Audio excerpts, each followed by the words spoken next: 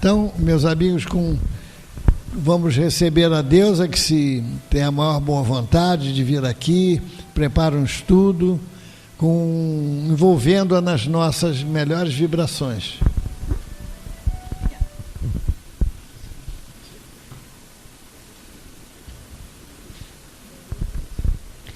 Boa noite a todos, que a paz de Jesus se faça presente em nossos corações e que nós possamos, reunidos em nome do nosso Senhor, do nosso Mestre, do nosso guia e modelo, que nós devemos incansavelmente nos esforçar a cada dia para servirmos e segui-lo, né?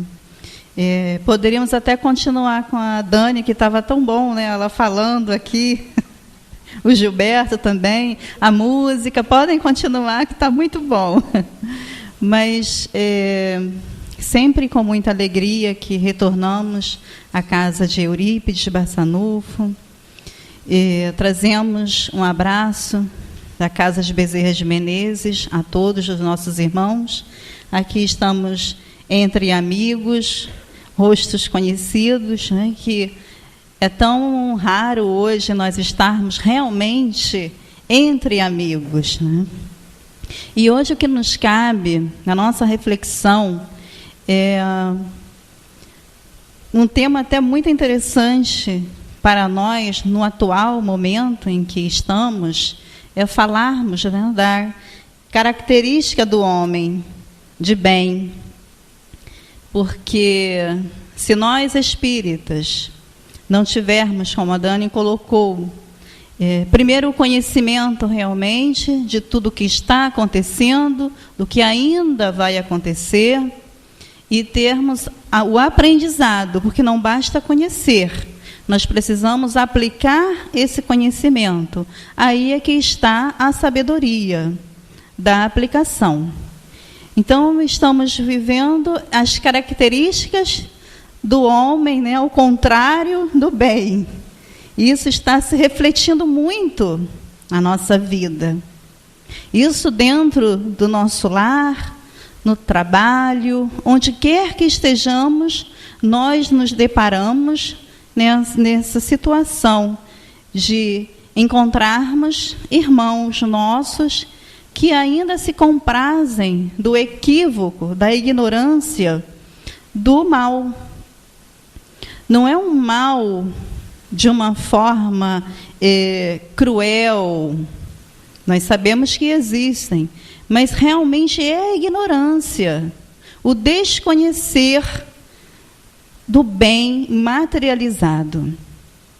E Kardec, nessas duas questões do Livro dos Espíritos, que é a 918 e a 919, quando ele indaga aos espíritos superiores sobre essas questões, e uma delas, né, Santo Agostinho responde com tanta clareza, com tanta precisão, a respeito desse momento. E quando nós estudamos o Livro dos Espíritos, e aí nós voltamos lá atrás, a época em que Kardec nos trouxe essa mensagem.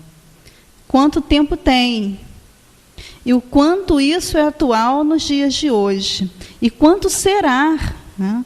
Porque é muito amplo o que Kardec nos trouxe. Ainda se espalhará por séculos a mensagem que ele nos trouxe através dos espíritos benfeitores. E Kardec, poderíamos aqui colocar como homem de bem. Quando nós estudamos no Evangelho sobre também o homem de bem, lá no final, a espiritualidade nos coloca, porque há uma enumeração desses caracteres, e eles nos dizem que ainda não estão todos enumerados as características do homem de bem. E aí, quando nós nos colocamos dentro dessas características, aí nós ficamos com aquela tristeza, aquela angústia de não nos encontrarmos ainda como homens de bem. Mas nós podemos. E Santo Agostinho, nos coloca com clareza a respeito. E no Evangelho ele fala que nós espíritas temos uma responsabilidade muito grande com aquilo que nós fazemos, com o exemplo que nós estamos mostrando. Então, se hoje, nesse atual momento em que vivemos, de desânimo, vivendo com pessoas desonestas, com pessoas cruéis, estamos vivendo totalmente um abandono na nossa sociedade. Mas quando nós nos colocamos como espíritos, e aí a 919 fala realmente do conhecimento de si mesmo, quando nós buscamos nos conhecer e sabermos o que nós somos, nós entendemos que nós temos uma grande responsabilidade e colaboramos com uma sociedade cega. Exemplos muito simples de nossa vida. No trânsito é um exemplo assim que a gente passa por situações de desrespeito. Quando nós não somos gentis, quando nós não cedemos, porque aí nós falamos assim, mas o nosso país não há lei. Há lei. Não há aplicação dessa lei, mas há uma lei. E quem não respeita essas leis? Somos nós. Eu moro numa rua curta. Gente, vocês não têm ideia do que é entrar e sair da minha rua, com carro parado dos dois lados. E aí você tem que fazer milagre para poder atravessar. Então, às vezes, eu moro próximo ao GBEM, ao Centro Bezerra de Menezes, onde eu trabalho. E tem que ir a pé. Então, às vezes, na chuva ou no sol, deixa o carro em casa e vai a pé, porque é o melhor. E você ainda corre o risco de ser atropelado, porque você não tem calçada, você não tem lugar onde passar. Então, isso é uma falta de respeito. São pequenas coisas que nós fazemos que desrespeitamos essa lei. Né? E qual é a lei que Jesus nos traz? A lei maior. Onde está? Né? A lei de justiça, de amor e de caridade. E que justiça é essa? Então, para eu buscar esse conhecimento de si mesmo, se eu não tiver um entendimento, e Santo Agostinho nos cobra, quando ele nos diz, aqueles que dizem-se ser espírita, seja de fato espírita. E essas duas questões, são duas questões apenas, que nós vamos trabalhar nesse momento, é uma reflexão que nós temos que fazer todos os dias, ao acordar e ao adormecer. Então, lá na questão 918, Kardec indaga aos espíritos por que sinais se pode reconhecer no homem o progresso real que se deve elevar o seu espírito na hierarquia espiritual. Como nós identificamos o homem de bem? Chico Xavier. A Dani falou, o Gilberto também falou. Por suas características. Então, os espíritos nos falam. O espírito, eles respondem a Kardec, o espírito prova a sua elevação aliando todos os atos da sua vida corpórea, constituem a prática da lei de Deus e quando compreende por antecipação a vida espiritual. Olha que coisa interessante. Então, aquela vaga ideia de que morremos e nos tornamos santos é equivocado. Aqui ele fala que a elevação ela é aliada a todos os atos da nossa vida corpórea, enquanto estamos aqui no trabalho, no esforço diário. Então, não é quando nós desencarnamos, como muitos ainda pensam, quando fulano desencarnou, ele é colocado como santo, como alguém de bom. E aí eles dizem que não, que nós seremos reconhecidos pela nossa atuação enquanto estamos com a vestimenta carnal. Então é o nosso momento. Quantos de nós, ao deitar, ao anoitecer, agradecemos por esta reencarnação? Se Santo Agostinho coloca que nesta reencarnação, hoje nós somos melhores do que nós fomos, gente, então dá para pensarmos o que nós fomos ontem. E isso se reflete. Nós somos um espelho e ele se reflete. Mas eu estou com esse espelho virado para o pântano? Ou eu estou virado para a luz, para o bem, para o trabalho? E aí só...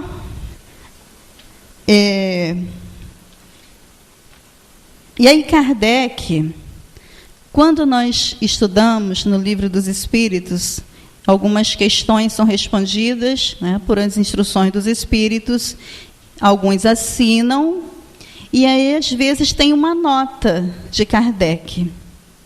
E aí outro dia, alguém me perguntou se aquela nota que Kardec escreveu, não, é só um pensamento, porque há um discordo, as pessoas gostam de discordar de Kardec, eu não discordo em nada.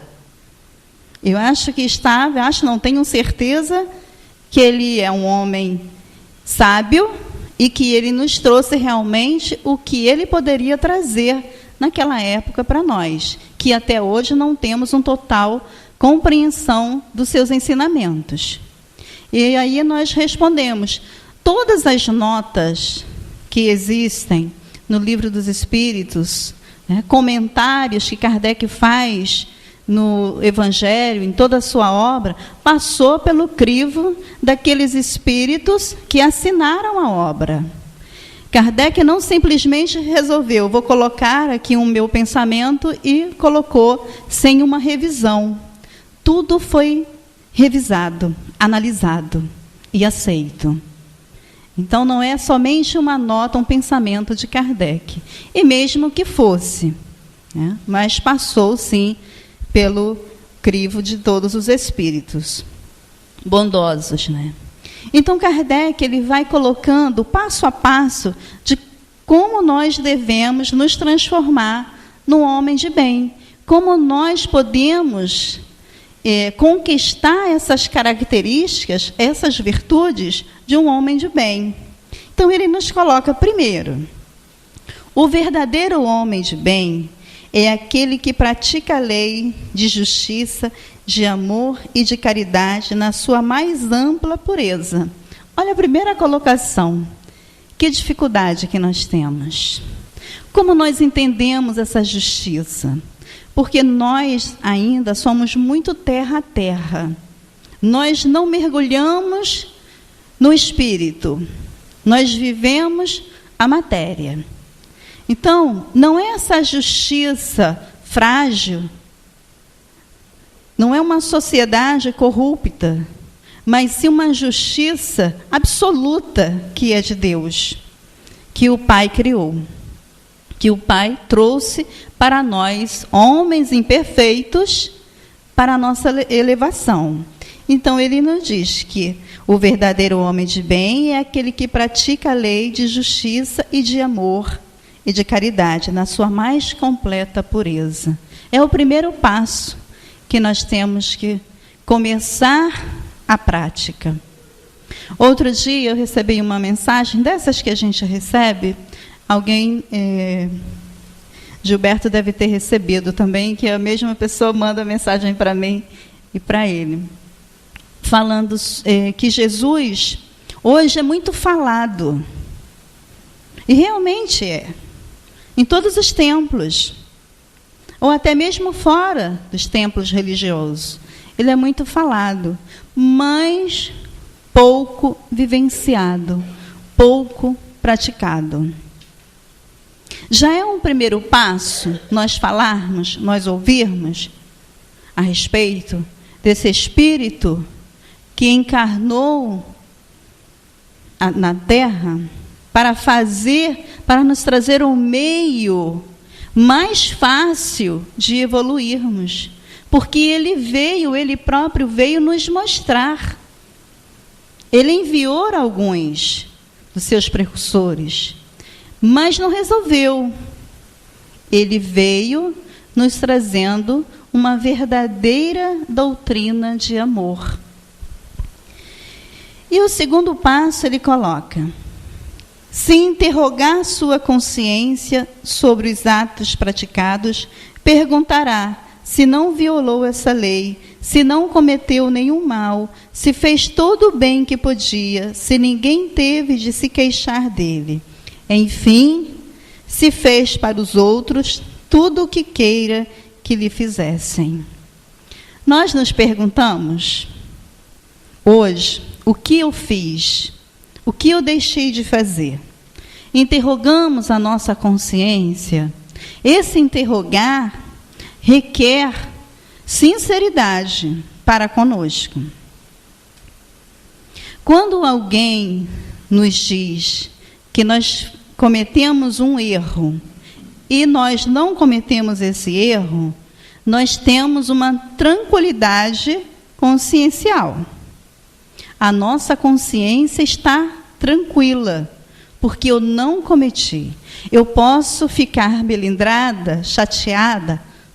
Posso, não deveria, mas eu posso.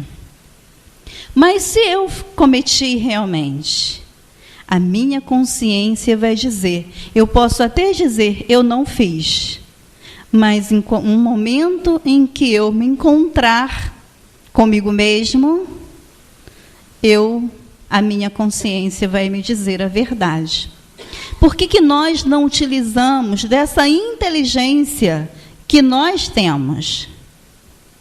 Nós temos toda a capacidade de nos avaliarmos. E por que é mais fácil avaliar o outro?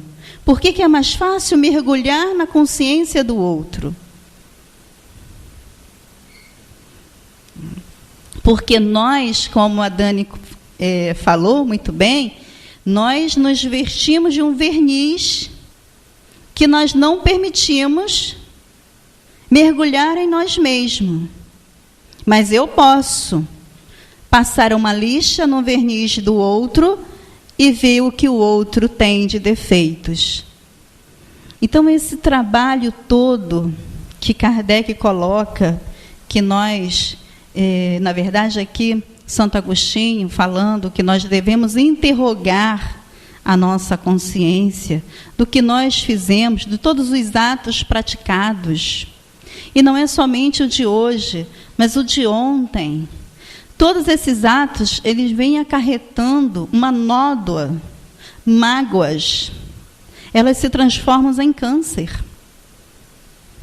Quantas pessoas que nós atendemos na casa espírita, no atendimento fraterno, que chegam dessa forma, eles chegam com câncer, a doença já ultrapassou.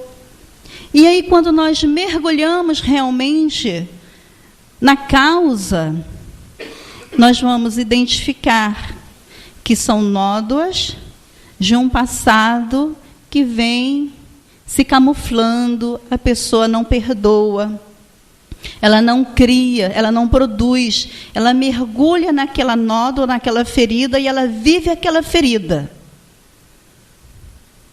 Então, vêm as doenças. E as doenças aparecem cada vez mais, se nós não buscarmos a cura do espírito, porque a doença está em mim, a cura também está em mim. Ela está aqui dentro.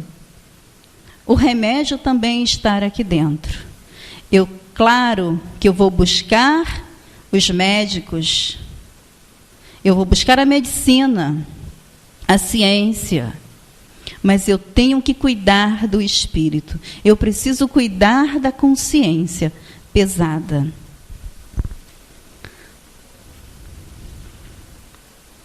Continuando, o terceiro passo. O homem possuído pelo sentimento de caridade e de amor ao próximo faz o bem pelo bem. Olha que interessante. Eu preciso me vestir, me deixar possuir de um sentimento benévolo para que eu possa atuar verdadeiramente a caridade. Por que Chico curava as dores dos outros irmãos? E por que ele não curava dele mesmo, né? Que ele sentia dor? Porque ele vivia tanto o outro, ele se dedicava tanto ao outro, que ele esquecia dele mesmo. E você não precisa se negar, você não precisa renunciar a você mesmo, mas você não precisa de ser tanto egoísta como a gente vê muitos. E na casa espírita nós temos muitos, né? Quando a gente faz o convite ao trabalho, olha, mas são tantas coisas que nós ouvimos, e nós vamos observar que a maior parte é egoísmo. Não quer se dedicar, quer viver somente rodeados de pessoas que eles usufruem, mas eles não querem se dedicar a nada. Então o Chico curava porque ele exalava o próprio amor da consciência reta, da consciência tranquila. Porque ele conhecia a si mesmo. E ele sabia que ele era um espírito igual a todos. Que ele estava no mesmo caminho. Eurípides, Dr. Bezerra. Dr. Bezerra, quando nós vamos ver tanto dele, Eurípides Barçanufo, gente, eles atuaram na política há anos. Fizeram coisas belíssimas. E Dr. Bezerra tem uma fala, quando questionaram, né, ele, porque ele não saía, não era aquele homem boêmio, né? Ele buscou realmente trabalhar na caridade. Ele foi perguntado certa vez se ele não gostava de músicas. E ele disse que adorava as músicas, mas que ele não tinha tempo, porque ele tinha os seus irmãos para cuidar. Tem nos lindos casos de Chico que ele gostava, ele queria aprender a tocar piano. Emmanuel apareceu, né? Ó, não é essa reencarnação, você tem um outro compromisso. E assim somos nós. E aí, Dr. Bezerra, ele fala, e é uma fala tão interessante a nós, em todos os setores, onde quer que você esteja, em qualquer profissão que você ocupe. Ele diz que o médico que pensa, quando o paciente vem em busca do tratamento, em busca da cura, do remédio, do atendimento, se o médico questionar que é longe, se está chovendo, se tem muito sol, se é perigoso, isso não é médico. Ele diz que é um comerciante da medicina, que o médico ele tem que socorrer, em qualquer lugar, em qualquer situação que ele esteja. Quantos comerciantes existem? Quantos, né, crachás? Quantos currículos? Quando a gente vê, estuda, hoje, esse momento, nós estamos estudando o nosso lar, mais uma vez, né? E olha, quando você ouvir alguém dizer que o nosso lar é um livrinho fácil, não escute, gente. Deixa sair para o outro lado, porque não tem nada de um livrinho fácil. É uma ciência, é um aprendizado tão grande, que está sendo estudado. Outro dia, lendo uma revista de um país, né, que não é o nosso, mas fora, médicos, cientistas, buscando compreender o que André Luiz falou. naquela época sobre a glândula pineal. Está sendo estudado, eu não sei nada de inglês. Então, como eu vi que tinha lá André Luiz e falava do nosso lar, foi o que eu consegui. Aí eu pedi, né, para o meu filho, para ele, o que está escrito aqui? E então ele foi falando, lendo, né, traduzindo ali. Então está sendo estudado hoje, século 21. Porque ninguém nunca tinha falado de uma forma tão clara, tão profunda, sobre a glândula pineal. Então, nós não podemos cruzar os braços diante de uma doutrina tão ampla, com tantas coisas que nós temos que conquistar ainda, porque eu fiz o Pentateuco todo. As pessoas dizem, mas eu já estudei o Pentateuco todo. Já leu as revistas espírita? O Pentateuco não é somente, gente, Livro dos Espíritos, Evangelho. Né? Nós temos tantas coisas ainda a estudar, temos tanto o que completar no nosso pequeno entendimento. Então, aqui, quando Santo Agostinho nos fala que nós devemos nos permitir a esse sentimento de amor e da verdadeira caridade. Ele é bom, humano, o homem de bem. É bom, humano e benevolente para com todos. Para com todos. Não é para com uns apenas, e sim para com todos. Porque vê irmãos em todos os homens, sem exceção de raças ou de crenças. Quantos nós lembramos de Gandhi, que é um espírito benevolente, de Madre Teresa, de Irmã Dulce. Madre Teresa, quando ela foi falar, né, quando ela ganhou o Prêmio Nobel da Paz, que ela tocou numa ferida gigantesca para aquela sociedade hipócrita, falando sobre o aborto, que foi perguntado a ela o que mais lhe trazia tristezas. E ela disse que o que doía a sua alma era ouvir o choro das crianças não nascidas. Ela não era espírita. E ela já falava de uma forma clara o não aborto. Então, nós vamos identificando nesse planeta, quando nós estamos naquele momento de tristeza, de reflexões negativas, acomodados, porque Santo Agostinho fala sobre o mal e o bem. O mal, ele nos diz, o mal é ousado, o bem é tímido. Está mais do que na hora de nós sairmos desse casulo, de nós progredirmos e deixar de omitir, porque omitir também é um erro, de ficarmos calados diante de tantas coisas ruins que chegam até nós. Nós temos que levar esse bem, mas primeiro eu tenho que possuir esse bem. Eu tenho que me transformar num homem de bem para levar adiante.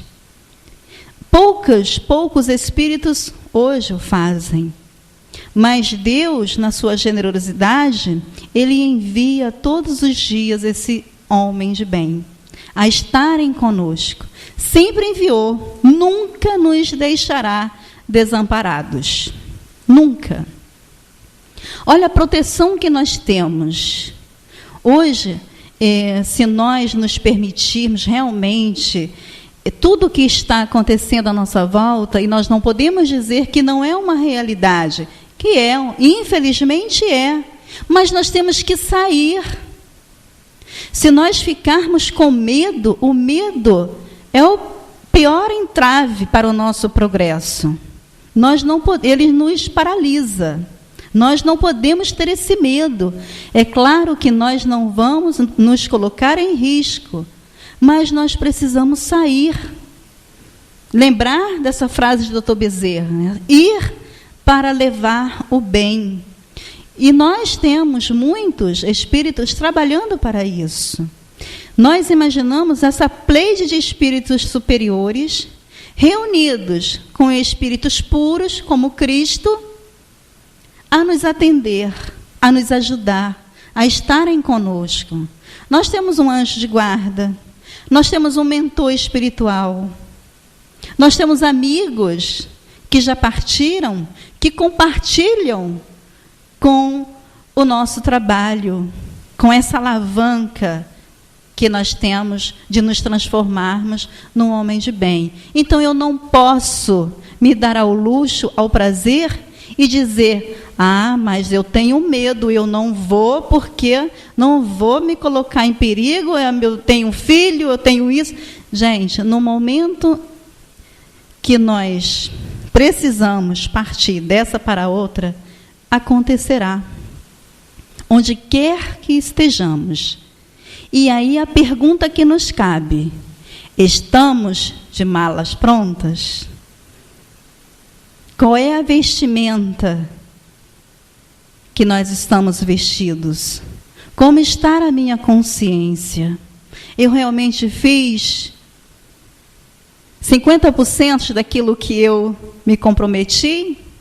Porque nós passamos um período no plano espiritual a estudar, a espíritos reunidos conosco, a nos ensinar. E aí nós chegamos aqui e esquecemos de tudo. Mas a gente não esquece por total. Em momentos nós temos aquela lembrança, sabe, aquilo que te impulsiona. Vai, faz, trabalha.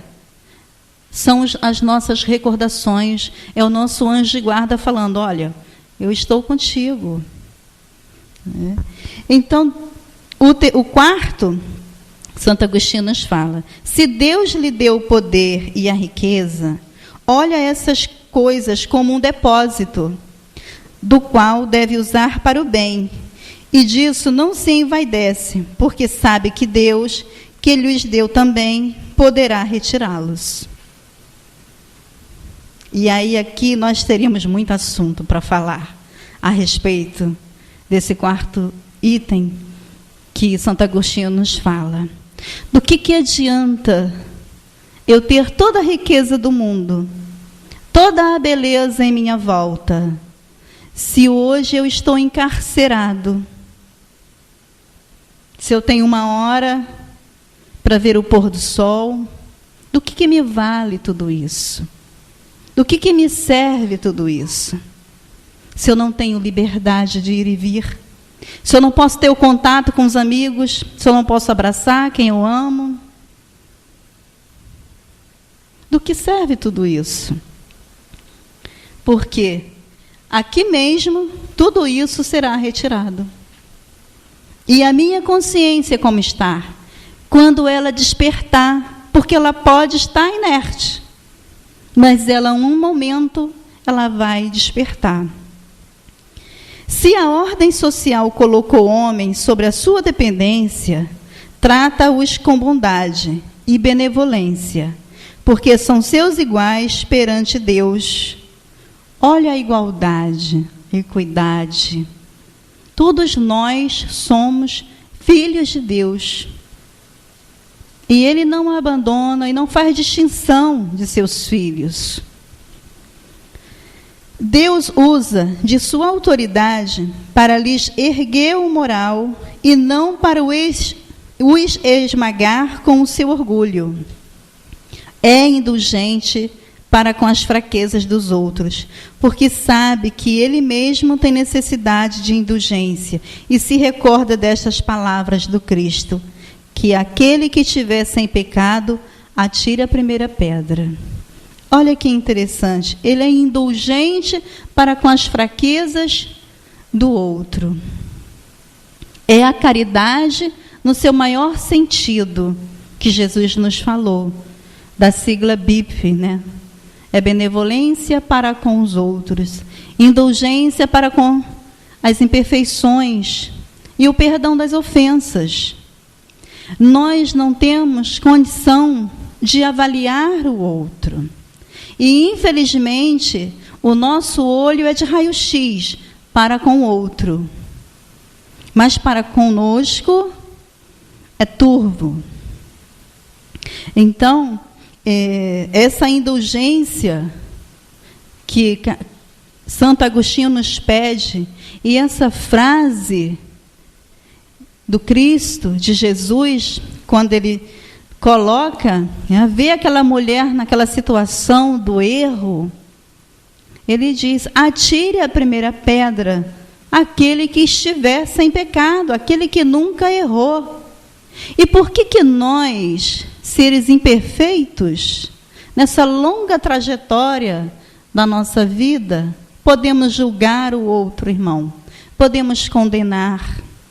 Nós não temos essa condição, porque Jesus, ele condenou o erro, mas ele não condenou aquela mulher. Então ele ama o pecador, mas ele não é conivente com o erro. Então ele nos ama incondicionalmente, mesmo que ainda estejamos na condição de espíritos ignorantes. Ele nos ama, mas ele quer que nós aprendamos com amor. Algumas pessoas dizem assim: não, mas nós reencarnamos para sofrer, para ser infeliz. Onde está isso? Nós reencarnamos para nos aperfeiçoar. Quem escolhe sofrer ou ser infeliz somos nós, através do uso equivocado do livre-arbítrio. Porque não há só seres infelizes na Terra. Há muitos também que são felizes. Poderíamos dizer, já que falamos no Chico, e algumas pessoas já dizem, eu aprendi com o Gilberto, ele disse que eu sou chiquista. Se isso é ser chiquista, eu sou. Porque foi com Kardec e com o Chico que eu me deparei e que eu tive a afinidade de estudar. Eu não conheci Chico, o espírito, né? Não tive contato como muitos tiveram.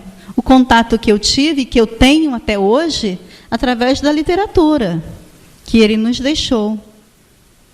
Para mim, isso é muito importante. Porque quantos foram até o Chico e nada trouxeram, nada tiveram de proveitoso? Então, Jesus, quando ele nos coloca dessa forma, que nós não temos condição nenhuma de julgar e nem de condenar o nosso irmão. Então, está aí as características. E aí ele ainda acrescenta: o homem de bem não é vingativo. Nós não sabemos se Chico se vingou de alguém, Dr. Bezerra se vingou de alguém. Nós não temos esse conhecimento. Porque seria contrário todo o ensinamento que ele nos trouxe. A exemplo de Jesus, perdoa as ofensas para não se lembrar senão dos benefícios, porque sabe que lhe será perdoado assim como tiver perdoado. Respeita, enfim, nos seus semelhantes todos os direitos decorrentes da lei natural, como desejaria que respeitassem os seus. Olha o respeito aí, gente. Nós precisamos aprender a nos respeitar e a respeitar o outro. Outro dia nós conversando sobre casamento, e a gente vê muitos casamentos se definhando, acabando, por razões, às vezes, tão inócuas, né? Tão coisas passageiras, que você pode conversar, continuar com a sua vida.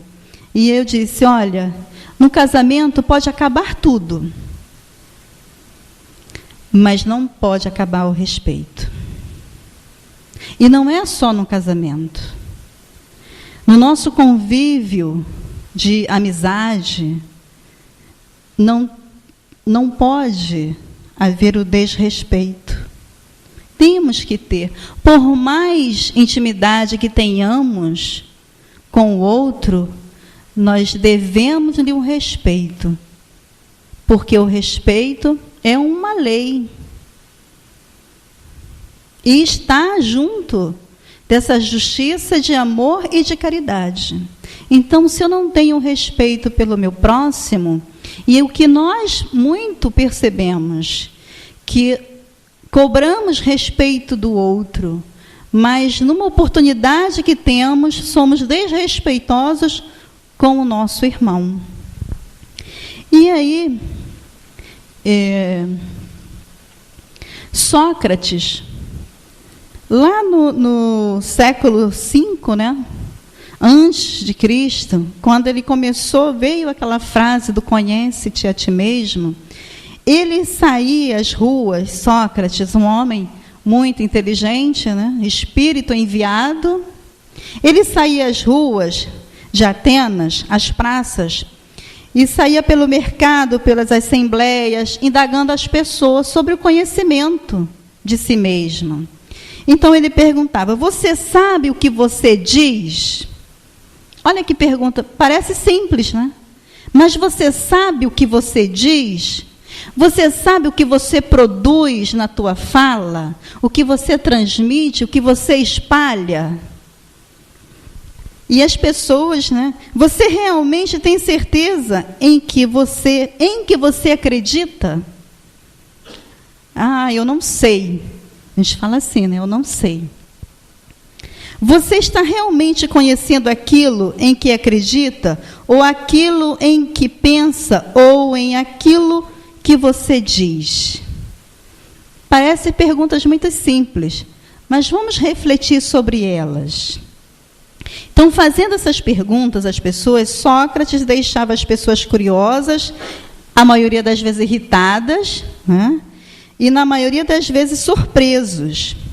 E aí foi quando ele coloca, né, essa frase que Kardec, é claro, traz para a nossa reflexão na questão 919 do Livro dos Espíritos, né? Então, Sócrates, ele escreveu: conhece-te a ti mesmo e o teu saber iluminará o universo. E aí a gente lembra de um livro que, infelizmente, é pouco estudado, que é o Memórias de um Suicida. As pessoas têm pavor do livro.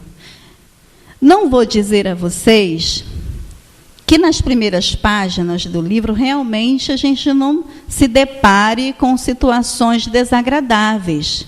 Mas o que é aquilo? Reflexo do espírito. A consciência do espírito. Então, Camilo, lá no capítulo 18, que tem, ele traz esse nome, Homens, conhece-te a ti mesmo.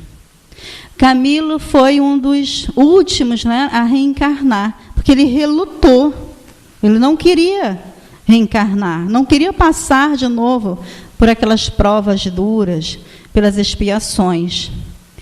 Então, ele foi convidado, junto de um grupo de amigos que estavam para reencarnar, a estudarem a ciência do universo. Quando a gente se depara nesse capítulo, você viaja, é uma viagem, esse momento.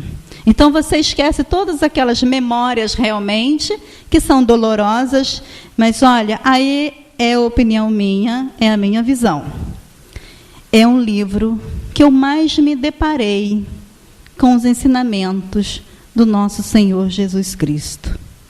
Porque primeiro fala de todo um trabalho de nossa mãe, da bondade, da benevolência para com aqueles irmãos. Quando ela desencarna, primeiramente, aonde ela vai? Receber aquele irmão. Ela passa pelos círculos romanos, onde há choro, onde há medo, pavor, porque seriam eles engolidos pelos leões, mortos. E ela vai também recolher Judas, como filho. Então, nesse estudo, é um instrutor, Epaminondas. Ele tem uma fala muito simples, quando ele faz você mergulhar no seu eu, quando ele traz para nós o que é a reforma interior, a nossa transformação. E são coisas simples que ele nos diz. Ele fala que essa reforma interior é o total domínio das nossas paixões. É um total domínio dos nossos instintos e de todos os desejos em geral. Domínio também das nossas emoções. Olha, regras muito simples, básicas para nós. É nós termos um controle de nós mesmos. Ele não diz um controle do outro, mas um controle de nós mesmos. É nos despojarmos dessa matéria grossa, desses instintos ainda muito frágeis, e buscar realmente essa elevação que o Pai nos pede. E aí nós estamos já chegando no nosso final. Então a gente vai ler o que Kardec indaga aos espíritos superiores e que Santo Agostinho responde. Na 919, qual o meio prático mais eficaz que tem o homem de se melhorar nesta vida e de resistir à atração do mal? Olha, que poderiam os espíritos, darem várias respostas de como nós devemos realmente nos livrar, resistir do mal. E aí, olha, ele joga coisa para você. Ele nos diz, um sábio da antiguidade vou-lhe disse, conhece-te a ti mesmo. E conhecer a nós mesmos não é fácil, mas porque nós colocamos, como a Dani falou, o verniz. Porque nós não buscamos realmente sermos aquilo que nós somos. E isso passa por aquelas perguntas que nós fazemos, que hoje nós não fazemos mais. O que eu sou? De onde eu vim? Para onde eu irei? Isso a gente não faz mais, né, gente? Porque nós já sabemos o que somos. Já sabemos de onde nós viemos. E para onde nós iremos? Isso depende exclusivamente de nós, das nossas escolhas. Então ele coloca lá na letra A, conhecemos toda a sabedoria dessa máxima, porém a dificuldade está precisamente em cada um conhecer-se a si mesmo. Qual é o meio de consegui-lo? Aí Santo Agostinho dá a receita. Como ele é tão generoso para conosco, ele nos dará a receita. E aí a gente não vai ler tudo, mas eu vou deixar aqui umas duas, só para a gente começar. Aí depois vocês vão lá no Livro dos Espíritos e vão estudar todas essa receita, essas formas que Santo Agostinho nos trazem, que eu tenho certeza que vocês já conhecem. Ele nos diz, examinai o que pudeste ter obrado contra Deus. Primeiro contra Deus, depois contra o vosso próximo e finalmente contra vós mesmos. Olha que interessante. O que a gente faz primeiro? A gente esquece desse primeiro passo, desse sentido. Ele fala primeiro contra Deus, depois contra o outro, contra o vosso próximo e finalmente contra vós mesmos. As respostas vos darão ou o descanso, ou a tranquilidade para a vossa consciência, ou a indicação de um mal que precise ser curado. O conhecimento de si mesmo é, portanto, a chave do progresso individual. Mas direis, como há Mas direis, como há de alguém julgar-se a si mesmo? Não está aí a ilusão do amor próprio para atenuar as faltas e torná-las desculpáveis? O avarento se considera apenas econômico e previdente. Os orgulhosos julgam que em si só há dignidade. Isto é muito real, mas tendes um meio de verificação que não pode iludir-vos. Quando estiverdes indecisos sobre o valor de uma de vossas ações, inquire como qualificareis se praticada por outra pessoa. Está aí. E não é tudo, tá, gente? Tem muitas coisas lá que nós precisamos, então, não colocar na porta da geladeira, gente, mas colocar realmente na nossa consciência, nos nossos atos. Porque nós seremos reconhecidos por quê? Não pelo que eu falo, mas pelo que eu faço. Então, que Jesus nos abençoe a todos e que nós possamos passar esse restante de noite, adormecer junto dessa espiritualidade. E a todas as mulheres, um parabéns, né? O que seria de vocês se não fôssemos nós, né? Então, mas nós precisamos também para a nossa evolução, né, Gilberto? Que Jesus abençoe a todos nós. Muita paz a todos.